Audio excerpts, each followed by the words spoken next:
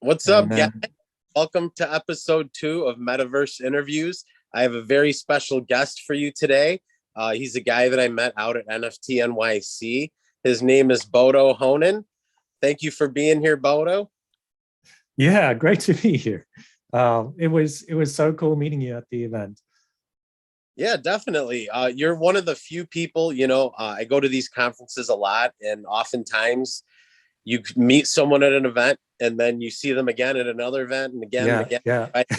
Friends, but in my opinion, the people that you run into multiple times, there's a reason why you're running into them multiple times. And that's kind of how we met twice in the same day. First of all, Yeah, thank you so much for coming to my meat and cheese event at Versa during NFT.NYC. The Immersive yes. networking lunch was a big success, and I'm glad that we got to meet.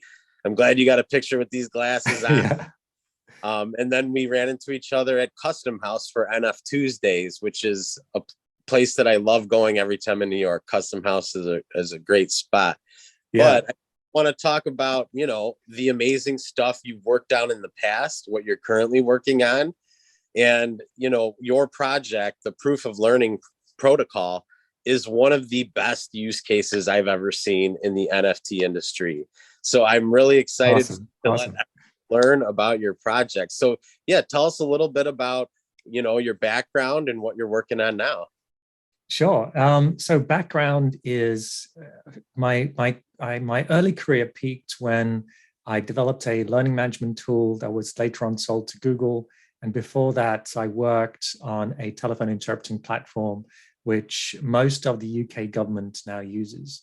And both of those, after doing that work, I wanted to do something that actually had value to the world. Did something good. And so 10 years ago, I stopped that type of work and instead started a nonprofit that was focused on how do we rapidly scale the way we learn things and then the way we do things. And maybe I wasn't planning on sharing this, but let me share a screen quick. Yes.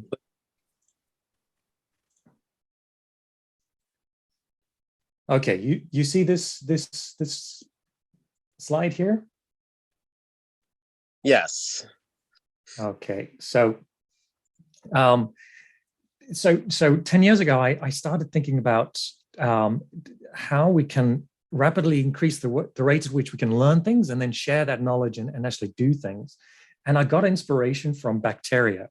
There's a cool experiment that was done by Harvard Medical School, and this is a petri dish. It's about 1 meter long, and it has these bands of antibacterial solution. So in the side bands, where it says 0, there's just enough. Well, there's 0 antibacterial solution, and then in band 1, there's just enough to kill off 99% of germs, and then in band 10, there's 10 times as much as would kill 99% of germs, and then 100 and 1,000 times.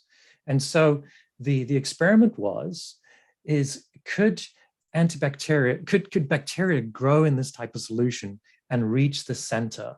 And in order to do that, they would have to innovate their own genetic makeup in order to survive a solution that is 1,000 times as powerful as could kill them. So was this at all possible? Well, it was possible, and they managed to do it in 11 days. They managed to innovate their genetic makeup to survive in an ecosystem that is 1,000 times more deadly as that would kill them, and they did this within 11 days. Wow. And this has got me really interested. It's like, holy crap, this is awesome. Now, how did they do this? Like, and I'm simplifying this here, right? But the way that I think of it is that their network plays with 2 simple rules. One was that they share their innovation, their mutations openly with everyone in that network. So they share what they're doing openly, and they make sure that when they share that information, it's interoperable with someone else. So another piece of bacteria doesn't need to decipher what this mutation is. They just absorb it and they use it. And whether it's good or bad, they simply use it, right? And these are the 2 main mechanisms that they use. And they were able to generate 1,000 times innovation. And so I was thinking, well, can we as humans do the same? And I've looked at a lot of examples of this, but one in particular was the iGEM Foundation. They wanted to rapidly increase the rate at which so it was started off with universities and high schools on the East Coast of the US. They were each running synthetic biology programs within their schools, but these programs were not innovating much. They were stuck in silos. They weren't innovating much. And so this iGEM Foundation was started as a nonprofit foundation, and they had two rules in order to break these silos down. They wanted the high schools and the universities in the area to create teams of students that would work on these projects. But they also had two rules.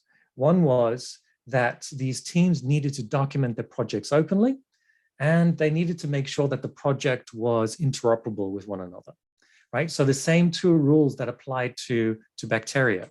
I don't think they did this on purpose. This was just how they designed the experiment. But it was fascinating to see what would happen.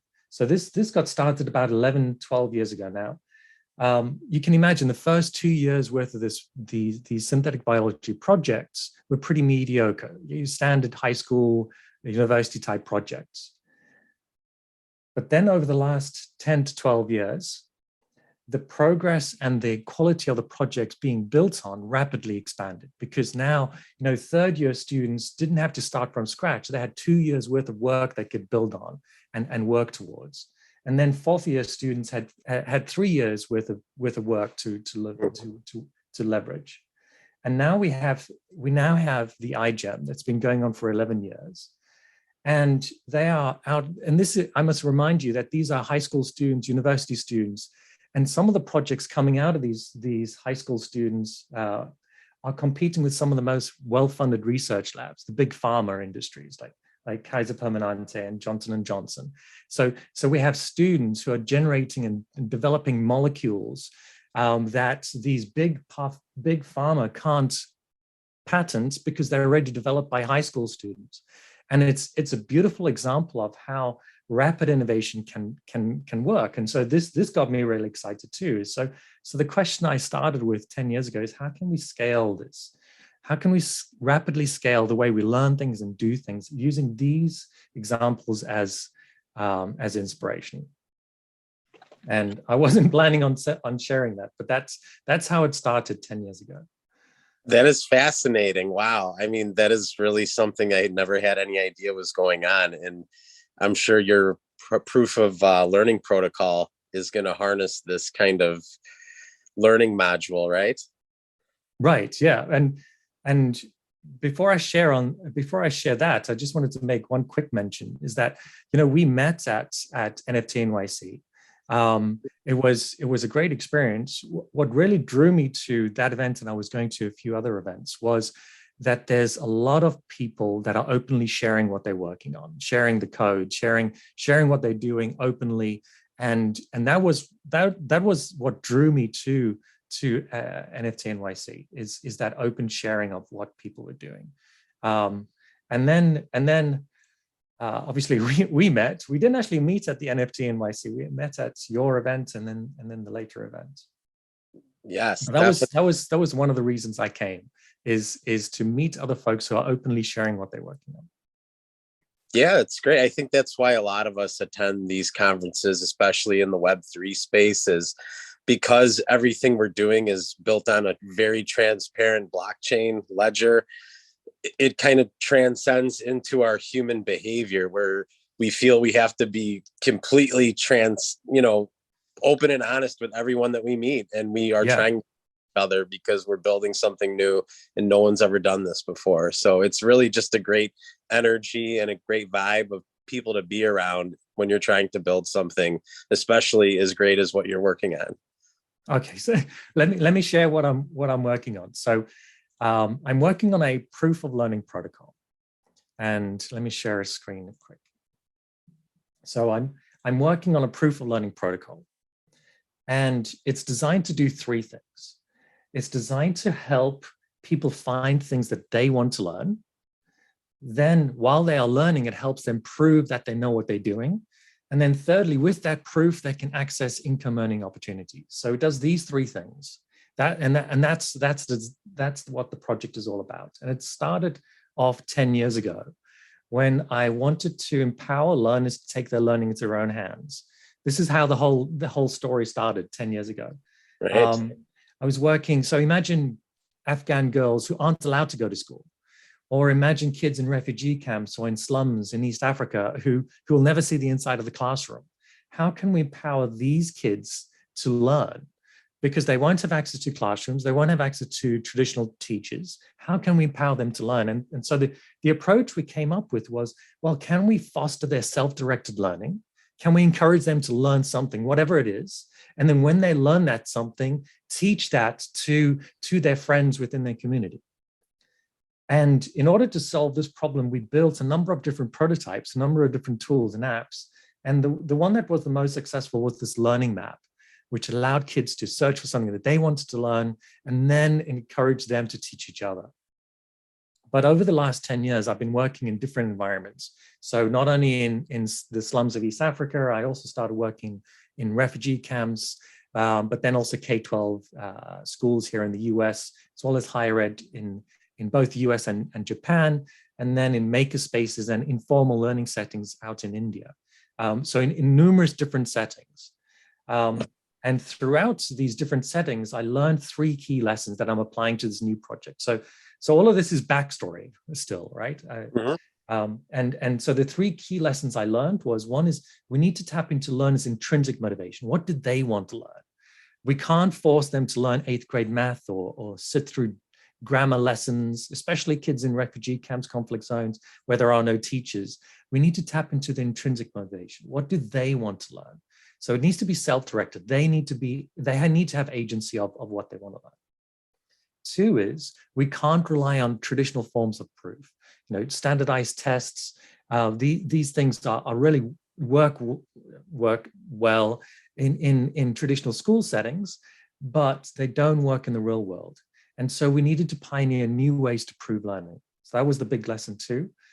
Big lesson 3 is that one of the best ways of learning is to teach others. And that's also one of the primary methods we use to prove learning. So one of the girls learned how to do something in the slums. And in order for her to prove that she knew how to do that something, she needed to teach 2 of her friends. And then those 2 friends needed to teach 2 of those friends. And this is how we got learning to propagate throughout the village, even though there are no formal teachers or formal school settings. And this worked really, really well. And so these are the 3 key lessons that I'm applying to this new project. And this new project I kicked off about 2 months ago. So it's a brand new project. I decided to do this from scratch, building a new team, building on a new technology stack, building on a new principles, and using those 3 lessons. And what we are building is we're building 2 key things. One is a mapping pipeline, which maps out things that can be learned. And the next is the proof of learning UI.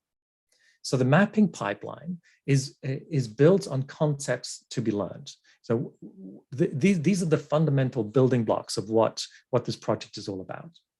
And we generate those by deconstructing educational materials. So like YouTube videos, online courses, textbooks. We deconstruct these into the topics that are to be learned, and these become concepts that we map out onto this multidimensional latent space. Think of this as like a Google Maps for learning.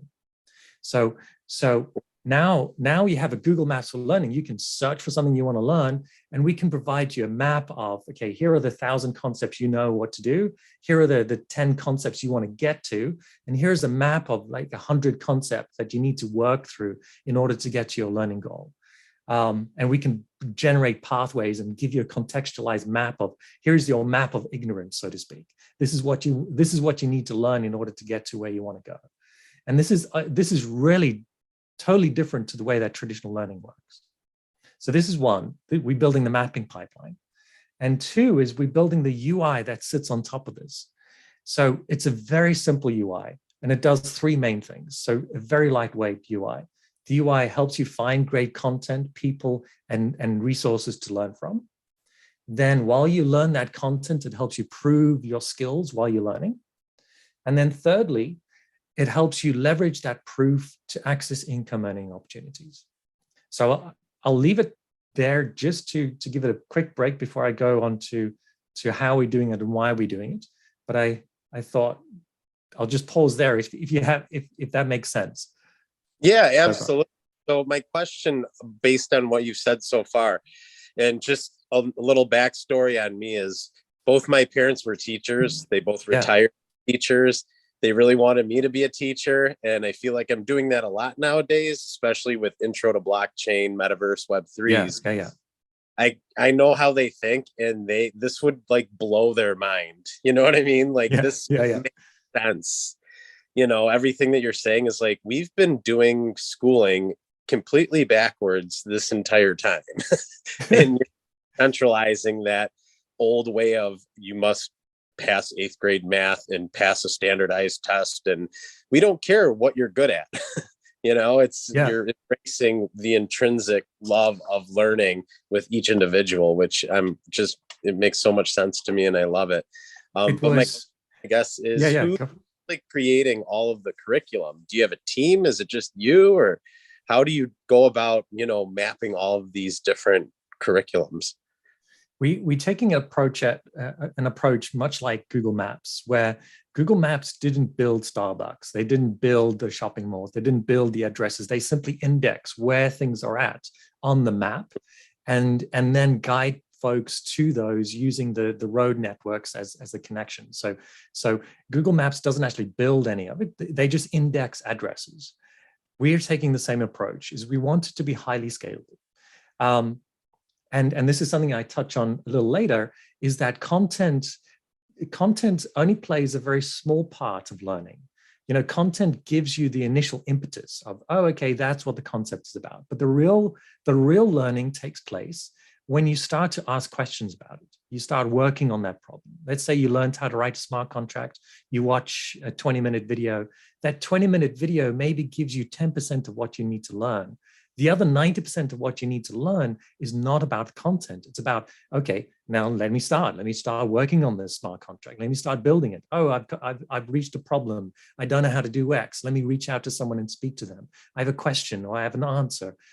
Here is my contract. Let others review it. That is where most of the learning takes place. And so we are not content focused in that sense. We wanting to create an index of available content. And so we're going out to existing Web3 content developers like Whiteboard Crypto and Dunn University. And there's numerous creators on YouTube that are creating great educational content. We are taking that content and indexing it. But I'll answer part of that question also a little later. I want to share with you how the actual proof of learning engine works. And that also goes to illustrates that, you know, content only accounts for a small part of learning. And it's all the other activities that account for most of learning. Awesome. Yes. Let's see what you got. Okay. So let me share my screen again. That one. Okay, so our initial focused use case is, where do we build this? Where do we want to build this? Well, I think we can build this, and I think the best domain in which to build this is within Web3 and other high demand skilled learning. The reason why is that there's a number of companies who are desperately looking for talent who have skills, in particular technologies that they want to work with. So for example, Web3 companies, they don't care what religion you are, what gender you are, where you are in the world. They don't care about your background. They only care if you know how to do this particular task. And if you do, they will hire you to do that. This is a really cool ecosystem to work in because of that fact. But also, there's a huge demand on the talent side. You know, students desperately want to learn the cool new thing, the cool new technology.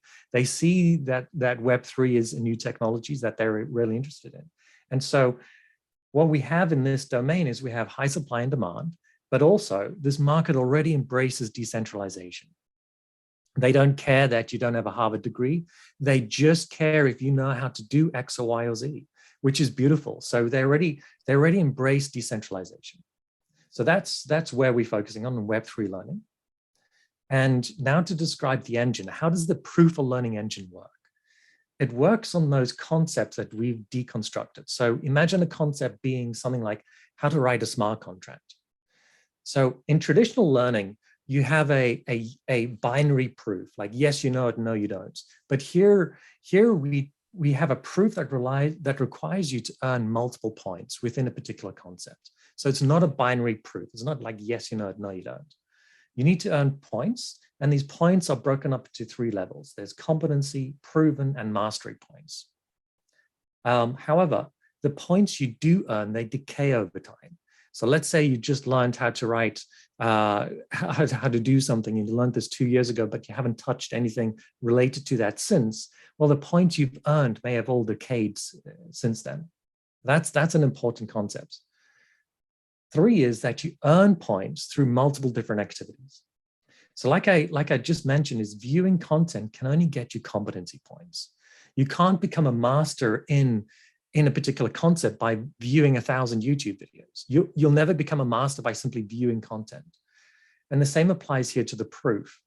Viewing content can only get you a limited number of points. If you want to get proven points, if you want to start proving that you know what you're doing, you need to start actively contributing to the network. So for example, you can go through peer-to-peer validation processes or answer questions on the Q&A forum related to what you just learned. These are mechanisms by which we can start to prove that you know what you're doing. However, you can't become a master by simply doing these activities. In order to become a master, we use the same approach we used in the slums of East Africa, or prove you know what you're doing by teaching others. And this is a beautiful mechanism. So here we're encouraging learners to learn far more deeper, because they're not simply proving they know what you're doing by passing standardized tests. They need to become a master, and by becoming a master, they need to learn that concept far more deeper and to teach others. So the last thing I wanted to share on this particular slide is that the only difference between a learner and a teacher within our platform is the number of points they've earned in a particular concept. So you may be a learner in 100 concepts and a teacher in 50 others. It's a very fluid, a very dynamic system. And let me pause there for a second again before I continue. Does that kind of make sense? That whole mechanism?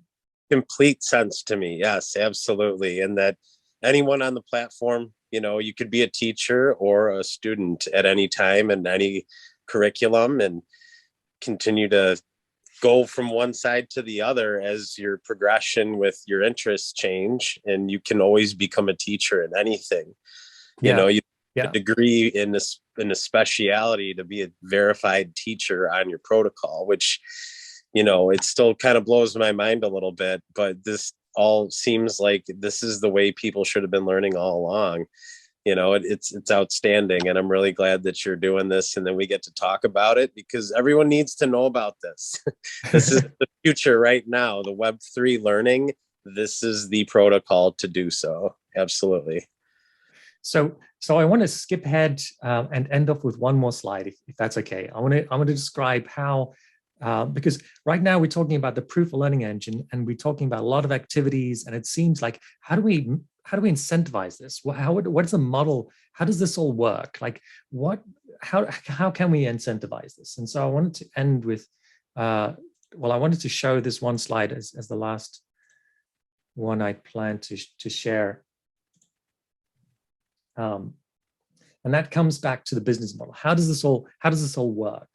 And so again, the business model works on these concepts that we've deconstructed. And the business model has 3 different actors that operate in the model. The first actor is an investor. An investor is either a learner or someone who wants others to learn through a sponsor. So let's look at the first one, the learners. learners would subscribe to the protocol just like they would subscribe to LinkedIn Learning or Coursera or Skillshare or any other learning tool. However, within this protocol, the vast majority of the subscription fee goes into the treasury, which increases the value of the tokens held in the treasury. Only a small portion of that subscription fee goes to the maintenance of the protocol. The next type of investor is someone who wants others to learn. So this could be a parent who wants their child to learn. This could be a company who desperately wants new employees or folks to join their team. This could be a company who wants their existing employees to learn. Or it could be a government who desperately wants new engineers or whatever the case may be, whatever the government needs, right? These are all sponsors. They want people to learn something. What these sponsors are able to do is they're able to add a multiplier to the concept, meaning that as someone learns this concept, they're adding a multiplier to how many tokens can be earned by learning that concept. So what we are doing here is we're creating a direct relationship between the market and the concepts to be learned. And usually within traditional learning, this whole system is broken in the sense that it takes 10 to 15 years for, let's say, the government to identify, oh, we desperately need new farmers or engineers or biologists, whatever the case may be, for them to identify the needs of the nation, and then for public school systems and higher ed school systems to develop the curriculum to facilitate or to teach those needs. Usually it takes 10 to 15 years. Here we're saying there's a direct relationship, right? If someone determines, oh, we desperately need this concept to be learned, you can directly sponsor and add a multiplier to that concept. So no longer is there a 10 to 15 year gap. We allow the market to determine exactly what the market needs today in real time. Now, the second role within the ecosystem is that of the learner. So now the learner can choose what they want to learn. They're incentivized to learn the concepts that the market determines are most valuable. However, it's totally up to the learner, right? And so the learner earns tokens by learning the concept, and they learn based on the multiplier of the sponsor. So learners earn tokens. However, remember that the only difference between a learner and a teacher is the number of points they've earned in a particular concept. So we incentivize learners through this mechanism of earning tokens to eventually become a master. And now this is when the first positive feedback loop takes place, because as soon as you become a master, you're now qualified to become a teacher in that particular topic. And teachers are given an additional multiplier to help other learners become masters. So now we are leveraging the network itself to teach the network. And this is a positive feedback loop, which worked really well in the slums of East Africa and various other places. And this works extremely well. So here we now have an incentive mechanism to get the network to teach the network. And we have a mechanism by which teachers are now we're able to verify who are the best teachers, who are the best people within a particular concept. It doesn't have to be teachers, it could be folks that are simply building projects, but who are the most talented folks within a particular concept. Something else happens here. And this represents the second big feedback loop, is quite quickly you'd have saturation in the market. And this is what happened quite quickly in the slums of East Africa. So imagine this tent of 20 girls, and each girl is incentivized to teach each other everything that they know. Well, it turned out that within about 3 or 4 weeks, every girl in that tent had taught everyone else everything that they knew. So they had saturated that market. One girl had to prove that she knew what she had learned, and she had to teach 2 other friends, and it grew throughout that whole tent within about 3 or 4 weeks. Every girl had taught everyone else. But then guess what happens? Because they had saturated that market. Well, they're incentivized to go find new learners. So the girls went to the next tent. They went to the next refugee tent, or they went to the next village. They went to go and teach their parents or their uncles or their aunt or some random stranger on the road. It's a beautiful mechanism that really started to show, well, we're incentivizing the network to actually teach the network and to grow the network. And it's such a beautiful mechanism. It works really well, especially when we are leveraging the network to do that work. So the network is incentivized to find new learners who subscribe to the protocol, which increases the value of the tokens held in the protocol, which increases the value of the tokens already earned by the learners and the teachers. And I just wanted to end off. That was the last slide I wanted to actually share about that project. Yeah, the ethos of the NFT community Web3 is we all gonna make it, Yeah. and that's exactly what you're doing is everyone's learning together and learning new concepts, teaching each other. And it's really exciting for me to hear that, people that don't have kids that don't have access to schools are just through their own volition are going and wanting to teach other people so they can become more masterful at these techniques. Even though they've never had a day of schooling, they still want to teach and learn, and found a way to do it that isn't traditional, that is decentralizing schools and allowing the entire world to learn the hot topics, and that amazing. It was beautiful. It was actually easier to get kids who had never gone to school to think that way, compared to kids who have traditionally gone to school and relied on the teacher to tell them what to think. Now we're saying, well, no, you're the teacher. You can learn something and go express that. Go and share that knowledge with others. It was easier to convey that type of thinking to kids in conflict zones and refugee camps and slums as it was to kids within traditional schooling.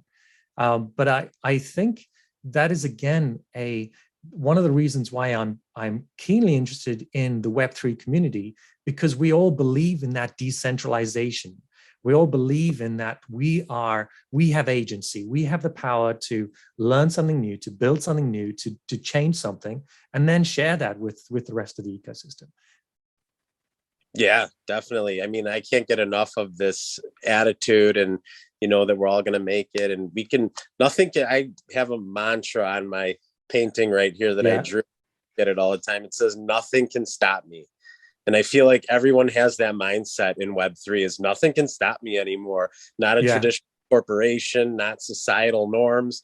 There's really nothing, no ceiling anymore. And that's why it's such an exciting time. In regards to like getting sponsors to be part of this and those companies in Web3 that can create demand, what are some of like the target companies? Are they blockchains? Are they projects? Like what would be a good way for us to send people to your protocol that would be able to sponsor?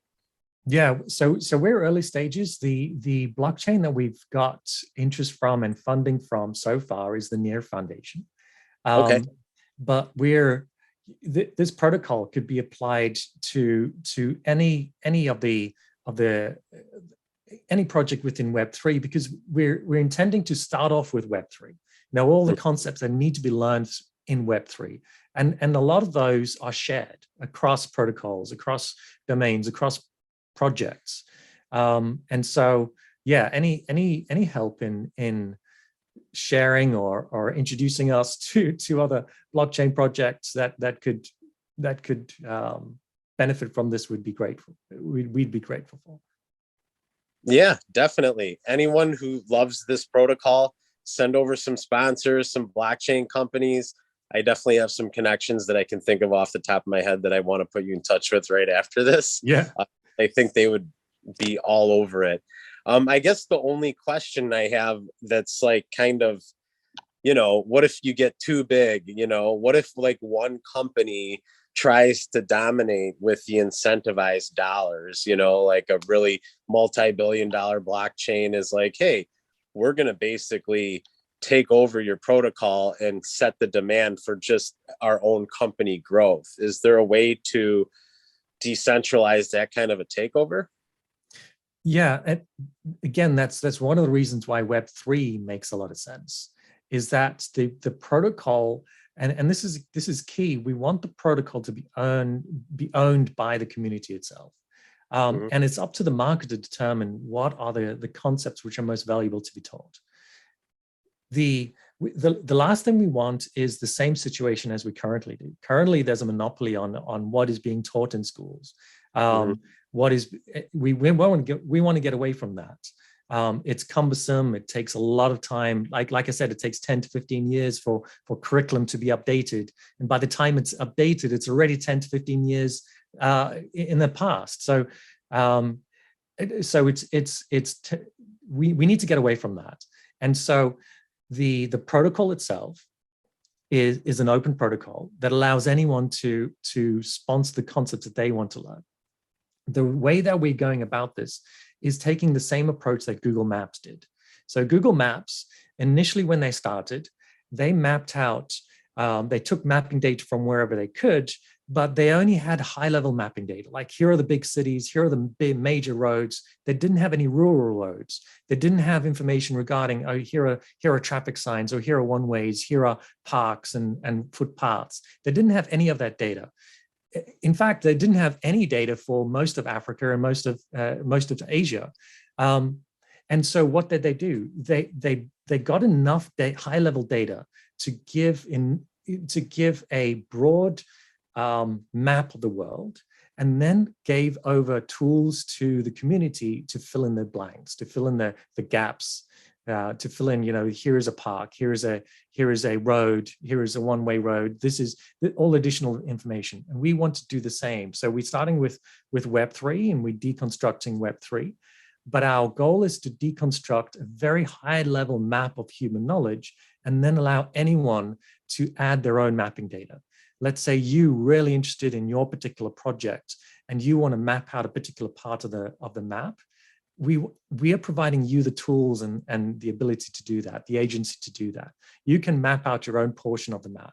That becomes open information. You can't claim ownership of that portion. It is all community owned, but you're then able to add your own content to it and become a master in that particular domain.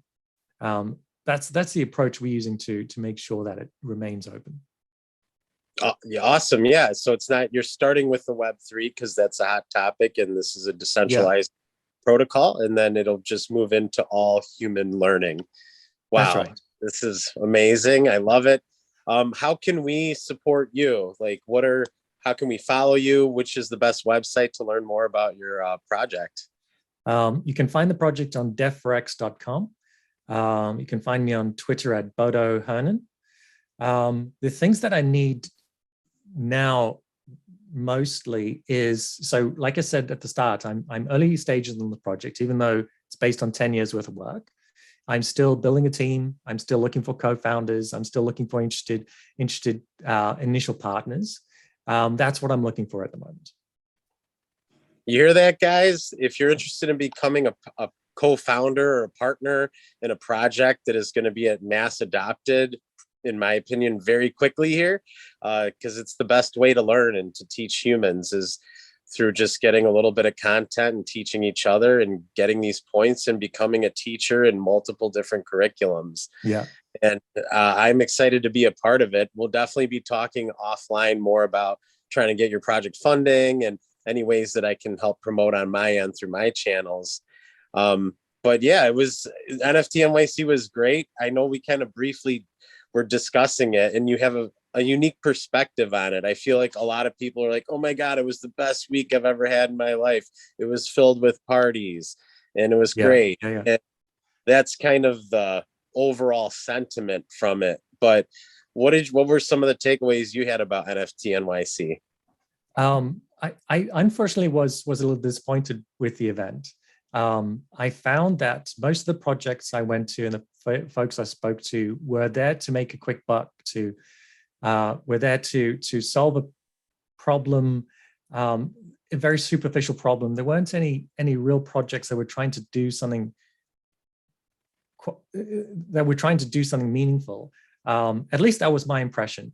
And one of the reasons why I really enjoyed your event so much more than NFT.NYC was that I came to your event, and it was a simple networking event at NFT.NYC. I didn't have any big expectations, but you managed to bring together such a great group of people, such an awesome group of people who had really interesting things to say, they were doing really interesting things. And that was so different to actually going to NFT.NYC and just being blasted with these projects that were just trying to make a quick buck. Thank you so much for that. I appreciate it. And that's kind of the common theme I've noticed with these conferences is people that have been in the metaverse for a couple of years now, like myself, we're not going to NFT.NYC or Bitcoin, the conference. We're just going to satellite events. Right. And then going to satellite events. And I'm like, oh, this is like another nightclub or another party. And I'm like, there's a need. There's so many bright minds down here. I just want to create an environment for people to come during the conference, get away, talk to some people that are building cool things in Web3, or, like I had Will Burns, who, created the modern definition of the metaverse, was one of our speakers, and Jamil Hassan. There was awesome folks out there to where we can all learn from each other, similar to your protocol, So I'm really glad you had a great time. Dev4x, right? Dev4x, DEV4x.com. Yeah. All right. That's how we get a hold of Bodo, guys. And any other questions you have for me? No, just one other thing, quick thing is here. If you notice this thing on my shelf in the background, this is a brain-controlled exoskeleton that my daughter and I built using the same principles we are using now for this protocol. So my daughter was suddenly paralyzed, and she lost the use of most of her body, but then she got permanent paralyzed. She had her left arm permanently paralyzed. And so we needed to figure out a way to solve that problem. And it's a beautiful story of open innovation, reaching out to experts around the world to teach us what they knew. And then we went and taught other folks, and they taught us new things. And it was an open community project, building things. And we ended up building this exoskeleton, which costs 100 times less than what is available on the market. It's 10 times cheaper, 10 times lighter. It's a beautiful project. She was able to use her paralyzed arm. Really cool example of what can be achieved with this type of protocol, where we give agency to the students. My daughter was forced to learn 8th grade math, all of that stuff, but really she wanted to learn how to build an exoskeleton. So why stop her? This was a perfect opportunity for her to learn something she would never learn at school. And it turned out to be one of the best learning experiences. And it helped her in the end. Wow. I mean, that is such a powerful and inspiring use case for what you're doing in Web3. I mean, I'm sorry to hear about your daughter, but it sounds to me like you guys are helping change the world for anyone else who has a similar condition. And that's really empowering, and it inspires me. Thank you for sharing that use case. Something that you should lead with, This is what we're about to do, but this is how we used it. It's I'm so glad we got to talk today. Thank you for telling us all about your amazing project. And, let's everyone start following Bodo. Let's get this going. Let's make this mass adopted. So thank you so much for your time. Thanks for tuning in. We'll see you next episode. See you. All right. Take care, Bodo.